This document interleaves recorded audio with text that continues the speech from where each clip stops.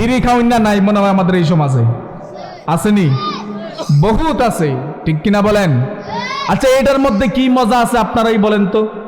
এটার মধ্যে কোনো টেস্ট আছে? কোনো মজা আছে? মজা আছে নাকি কোনো? নাই। অথচ আমরা এই মজা খাই, ঠিক কিনা বলেন?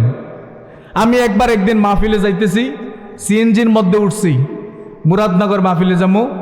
তা আমি পিছনে বসা ছিলাম, একজন লোক পিছনে বসা ছিল। তা পিছনে যেহেতু 3 জনের সিট, একজন বসা, আরো 2 জন বসার সুযোগ আছে না নাই? তা আমি পিছনে বসতেছিলাম। তো ওই লোকটা বলতেছে, হুজুর আপনি একটু সামনে বসেন। আমি বললাম কেন? উনি বলতেছে, হুজুর আমি একটা আপেল খাইতেছি। কি খাইতেছি? আপেল খাইতেছি। আমি একটা আপেল খান, এই জন্য আপনি আমার এই পিছনেতে তুলে দিবেন, এটা কোনো কথা? আপেল খেলে আপনার টামনে খাইবেন না, পরে দিয়ে এবার সিগারেট খায়। আমি কি যো আপনি যে আমারে কইলেন আপেল খাইতেছেন, অন্দি দিয়ে সিগারেট খায়? এবার হুজুর একটা সিগারেট খাওয়া আর একটা আপেল খাওয়ার সমান।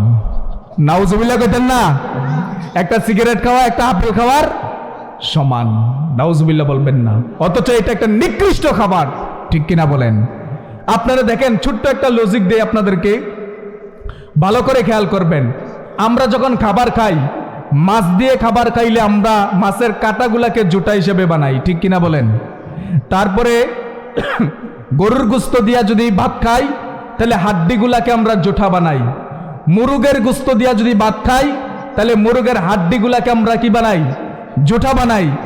আমরা খাওয়ার পরে এই জুটাগুলা বিড়ালে খায় কিনা, কুকুরে খায় কিনা? খায়। মুসলমান ভাত খাওয়ার পরে যেই জুটাটা হয়, এই জুটাটাও বিড়ালে খায়, কুকুরে খায়। আপনি যে বিড়ি খান, বিড়ি খাওয়া না, আপনি বিড়ি খাওয়ার পরে লাস্টে একটা জুটা থাকে কিনা? হুজুর থাকে কিনা?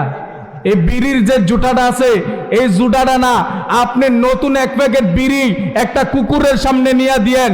সৃষ্টির নিকৃষ্ট প্রাণী মুসলমান যেই নিকৃষ্ট খাবারটা খায়, সৃষ্টির নিকৃষ্ট কোনো প্রাণী কুত্তাও বিড়ি খায় না।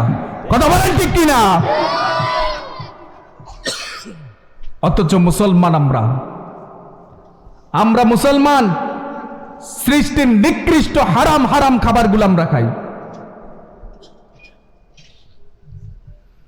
এগুলা কি চলবে না বন্ধ হবে? এ কথা কয় না, সমাজে চলবে না বন্ধ হবে? নবীর উম্মত যদি দাবি করতে চাও মুসলমান, হারাম কোনো খাবার খাওয়া যাবে না।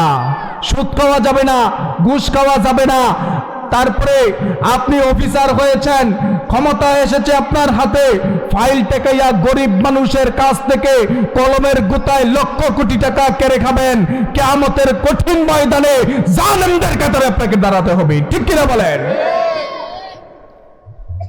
এই কাজগুলো করা যাবে না। সাবধান মুসলমান।